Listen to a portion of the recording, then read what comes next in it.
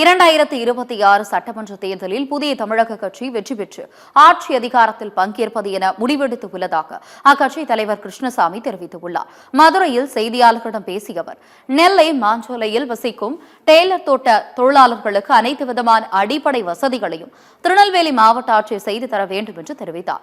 தமிழக அரசே டாஸ்மாக் கடைகளை நடத்துவதால் கிராமங்களில் இளைஞர்கள், பெரியவர்கள் என 60% பேர் குடிப்பழக்கத்திற்கு ஆளாகியுள்ளனர் என்று கிருஷ்ணசாமி தெரிவித்தார். சீமான் கள்வுணவு சிறந்த பானம் என மக்கள் மத்தியில் தவறான பிரச்சாரத்தை மேற்கொள்கிறார் என்றும், சட்டத்திற்கு புறம்பாக சீமான் கள் இறக்கி உள்ளார் எனவும், சீமானின் செயல் இன்னும் மிகப்பெரிய ஆபத்தை விளைவிக்கும் என்றும் அவர் கூறினார்.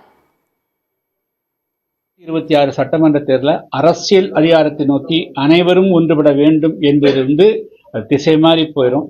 அதனால புதிய தமிழகம் கட்சி 2026ஆம் ஆண்டு சட்டமன்ற தேர்தலை பொறுத்த மட்டிலும் ஆட்சி அதிகாரத்தில் பங்கு பெறுவது, கணிசமான வெற்றிகளை பெறுவது என்ற நோக்கத்தோடு மட்டுமே நாங்கள் இந்த தேர்தலை அணுகின்ற காரணத்தினால தேவேந்திர வேளாளர் மக்கள் பொய்யா பிரச்சாரம் பண்ணி இந்த நேரத்தில் சில பேர் தங்களுக்கு ஒரு களத்தை உருவாக்குவதற்காக இந்த மக்களை திசை திருப்பதற்கு அவர்கள் யாரும் நிறைய விட வேண்டாம். ஒரே நோக்கமாக இன்னைக்கு 2026 சட்டமன்றத்தில் ஆட்சி அதிகாரத்தை நோக்கி மட்டுமே பயணிக்க வேண்டும்ங்கிறது தான் என்னுடைய வேண்டுகோளாகும்.